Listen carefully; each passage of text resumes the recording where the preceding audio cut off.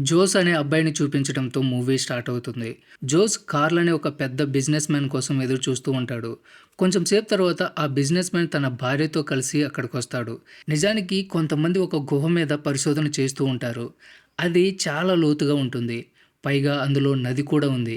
ఇప్పటివరకు ఎవరు కూడా దానిలో ఉన్న నీరు ఎక్కడి నుంచి ప్రవహిస్తుందో తెలుసుకోలేకపోయారు. ఈ విషయం గురించి తెలుసుకోవడానికి జోస్ తన టీమ్‌తో కలిసి చాలా రోజుల నుంచి ప్రయత్నం చేస్తూ ఉంటారు. తర్వాత ఆ ముగ్గురు కలిసి ఒక హెలికాప్టర్‌లో ఆ గుహ దగ్గరికి బయలుదేరతారు. కార్ల్‌కి వింతగా ఉండే వాటి గురించి తెలుసుకోవడం చాలా ఇంట్రెస్ట్. కాబట్టి అందుకోసం చాలా డబ్బు ఖర్చు చేశాడు. వాళ్ళు ఆ గుహ దగ్గరికి చేరుకోగానే కార్ల్ భార్య ఆ వింతైన ప్రదేశాన్ని చూసి చాలా ఆశ్చర్యపోతుంది. వాళ్ళు హెలికాప్టర్ ల్యాండ్ చేయగానే కొంతమంది వర్కర్స్ అక్కడి నుంచి వాళ్ళ సామాన్లు తీసుకొని వెళ్ళిపోవడం చూస్తారు.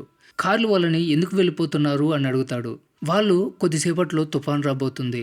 చాలా ప్రమాదకరం. మీరు కూడా ఇక్కడి నుంచి వెళ్ళిపోండి అంటారు.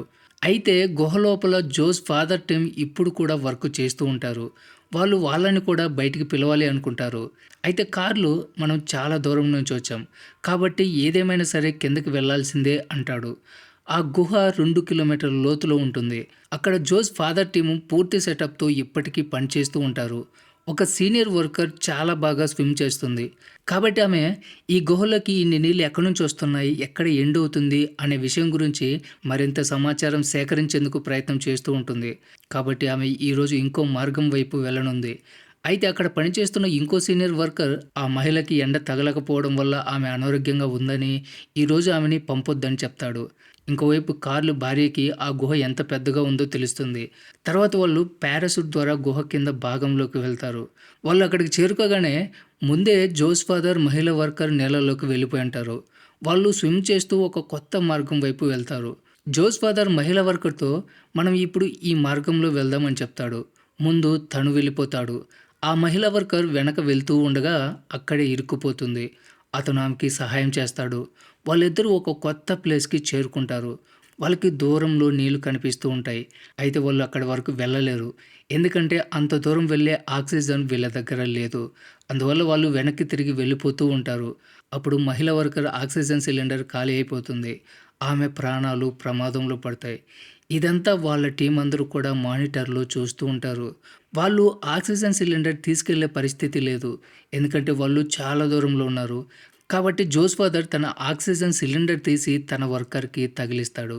కొంచెం సేపు తర్వాత మళ్ళీ తను తీసుకొని తను తగిలించుకుంటాడు. ఇలా వాళ్ళు కాసేపు అలా చేస్తూ ఉంటారు. అయితే అది ఎంతో సేపు సాధ్యం కాదు. వాళ్ళిద్దరూ చనిపోయే అవకాశం ఉంది. కాబట్టి జోస్ ఫాదర్ గుండె రాయి చేసుకొని తన వర్కర్ దగ్గర నుంచి ఆక్సిజన్ సిలిండర్ లాగేసుకొని ఆమెని దూరంగా నెట్టేస్తాడు. అందువల్ల ఆమె చనిపోతుంది. ఇదంతా చూసి వాళ్ళందరూ చాలా బాధపడతారు. కానీ వాళ్ళ దగ్గర వేరే మార్గం లేదు. జోస్‌కి చాలా కోపమొస్తుంది. అతను ఏమీ సహాయం చేయలేకపోతాడు. చాలా గిల్టీగా ఫీల్ అవుతాడు. అయితే అక్కడ పనిచేస్తున్న ఎవ్వరూ కూడా జోస్ ఫాదర్ గురించి తప్పుగా అనుకోరు. అతను ఆమె డెడ్ బాడీని బయటికి తీసుకొని రాగానే జోస్ మాట్లాడిన మాటలు తన ఫాదర్ వింటాడు. కోపంగా అక్కడి నుంచి వెళ్ళిపోమని జోస్‌ని తిడతాడు. జోస్ కూడా అక్కడి నుంచి వెళ్ళిపోతాడు. తర్వాత అక్కడ తుఫాన్ మొదలవుతుంది. భారీ వర్షం కారణంగా వీళ్ళ దగ్గర ఉన్న ఎలక్ట్రానిక్ వస్తువులు ఏవి కూడా పనిచేయవు. కాబట్టి కింద పనిచేస్తున్న వాళ్ళకి కూడా సమాచారం ఇవ్వలేకపోతారు. భారీ వర్షం కారణంగా వాళ్ళు ఉన్న ప్రాంతంలో నీళ్లు రాబోతూ ఉంటాయి. అక్కడే ఉంటే వాళ్ళు చనిపోతారు. కాబట్టి పైకి రావడానికి ప్రయత్నం చేస్తారు. అయితే కింది వాళ్ళని పైకి లాగడానికి ఎవ్వరూ లేరు. అందరూ అక్కడి నుంచి వెళ్ళిపోయి ఉంటారు. జోస్‌తో పాటు ఇంకో వ్యక్తి కూడా పైకి వెళ్తాడు. అయితే జోస్ తన ఫాదర్‌ని కింద ఉన్న మిగతా వాళ్ళని ప్రమాదంలో వదిలేసి వెళ్ళిపోలేనని, తుఫాను గురించి వాళ్ళని హెచ్చరించడానికి తప్పకుండా కిందికి వెళ్తాను అంటాడు. జోస్ కిందికి వెళ్తూ ఉండగా నీళ్లు భారీ స్థాయిలో అక్కడ పారుతూ ఉంటాయి. కింద ఉన్న జోస్ ఫాదర్ కార్ల్‌తో అతని భార్యతో మనం ఇక్కడి నుంచి ముందుకు వెళ్ళిపోవాలి అని చెప్తాడు. కొంచెం సేపు ముందు ఖాళీగా ఉన్న ఆ గుహ ఇప్పుడు నీళ్లతో నిండిపోయి ఉంటుంది. కార్ల్ అతని భార్య అక్కడికొచ్చి తప్పు చేశామని పశ్చాత్తాపపడతారు. ఎందుకంటే ఇప్పుడు వాళ్ళ దగ్గర జోస్ ఫాదర్ మాట వినడం తప్ప వేరే మార్గం లేదు. ఇంకోవైపు జోస్‌తో పాటు ఉన్న వ్యక్తి ముందుగా కింది వైపుకి దిగుతాడు. అయితే నీటి ప్రవాహం ఎక్కువగా ఉండడం వల్ల అతను జారి కింద పడిపోతాడు. అతని తల ఒక రాయికి తగులుకొని అతను చనిపోతాడు. జోస్ ఆ వ్యక్తిని కాపాడడానికి ప్రయత్నం చేస్తాడు. అయితే అతను నీళ్ళల్లో ఎక్కడో తప్పిపోతాడు. మరోవైపు జోస్ ఫాదర్ వాళ్ళతో, నేను నా వర్కర్ ఉదయం వేరే దారి చూసామని, ఇప్పుడు మనం ఆ దారిలోనే వెళ్ళాలని చెప్తాడు. అక్కడ ఉన్న 5గురు కూడా స్విమ్ సూట్ వేసుకుంటారు. అయితే కార్ల్ భార్యకి స్విమ్ చేయడం రాదు. కాబట్టి జోస్ ఫాదర్ ఆమెతో, నీకు నా కొడుకు సహాయంగా ఉంటాడు అని ధైర్యం చెప్తాడు. సో వాళ్ళందరూ కూడా అక్కడి నుంచి ముందుకు వెళ్తారు. ఆ దారిలో వెళ్తూ ఉన్నప్పుడు చాలా భయపడడం వల్ల కార్ల్ భార్య ఇరుక్కుపోతుంది. అయితే జోస్ ఆమెతో, నువ్వు రాగలవు, నువ్వు చేయగలవు అని ధైర్యం చెప్తాడు. అలా వాళ్ళందరూ కూడా ఆ దారి నుంచి బయటపడతారు.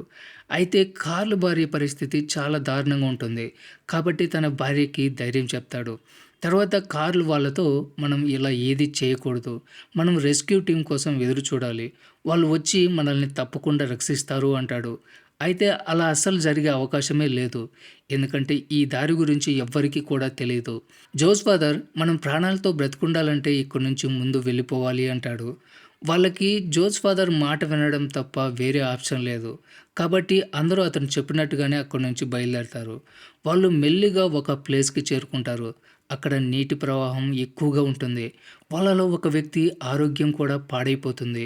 తర్వాత వాళ్ళు తాడు ద్వారా ఆ నీటి ప్రవాహం దాటాలని నిర్ణయించుకుంటారు. అయితే ఆరోగ్యం పాడైన వ్యక్తి వాళ్ళ నుంచి వేరైపోయి దాక్కుంటాడు. ఎందుకంటే అతని ఆరోగ్యం ఎలాగో పాడైపోయింది. ఇక బ్రతకడని అతనికి తెలుసు. ఎలాగో చనిపోబోతున్నాడు కాబట్టి తను వేరైపోతాడు. తన వల్ల వాళ్ళు కూడా వెళ్ళకుండా అక్కడ ఇరుక్కుపోతారని వాళ్ళ కోసం అతను దాక్కుంటాడు.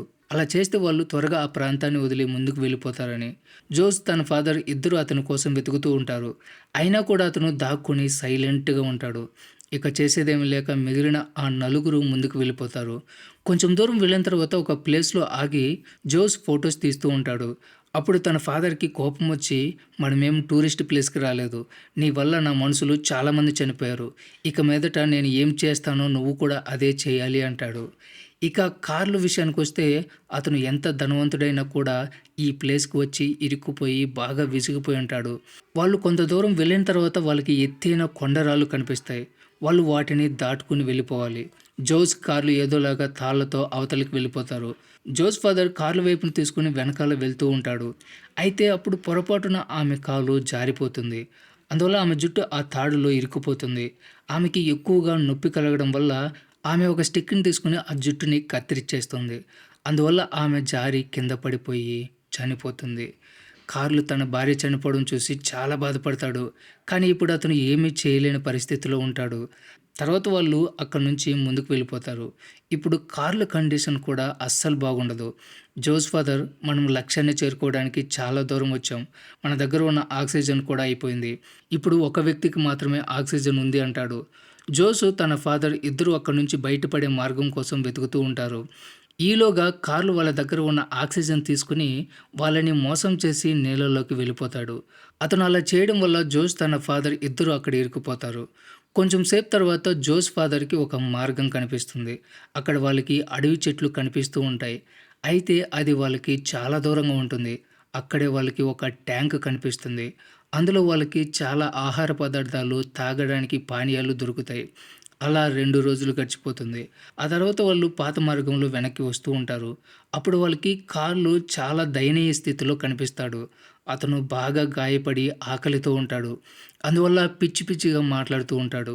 కార్ల్ వాళ్ళిద్దరిని చూసి చాలా సంతోషంగా ఫీల్ అవుతాడు. తనని రక్షించడానికి వచ్చారు అనుకుంటాడు. కానీ అది నిజం కాదు. ఎందుకంటే జోస్ ఫాదర్ చాలా కోపంగా ఉంటాడు. అతను వాళ్ళని మోసం చేసి అక్కడి నుంచి వెళ్ళిపోయాడు. కాబట్టి జోస్ ఫాదర్ అతనికి సహాయం చేయడు.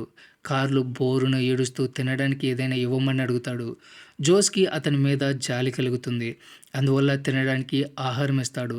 తర్వాత జోస్ అక్కడి నుంచి బయటపడడానికి మార్గం వెతకడానికి నీళ్ళలోకి వెళ్తాడు.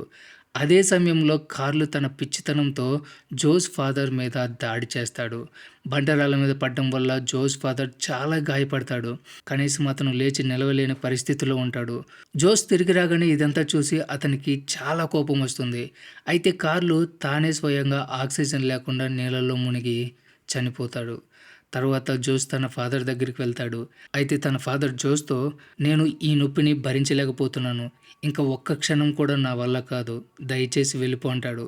జోస్ ఇష్టం లేకపోయినా కూడా తన తండ్రిని అక్కడే వదిలేసి వెళ్ళిపోవాల్సొస్తుంది. జోస్ చిన్న ఆక్సిజన్ సిలిండర్ తీసుకొని నీళ్ళలోకి దూకేస్తాడు. కొంచెం దూరం వెళ్ళిన తర్వాత అతనికి కార్ల్ డెడ్ బాడీ కనిపిస్తుంది. ఇప్పుడు అతని సిలిండర్‌లో కూడా ఆక్సిజన్ తగ్గిపోతుంది. ఈలోగా తనకి కొంచెం దూరంలో ఒక వెలుతురు కనిపిస్తుంది.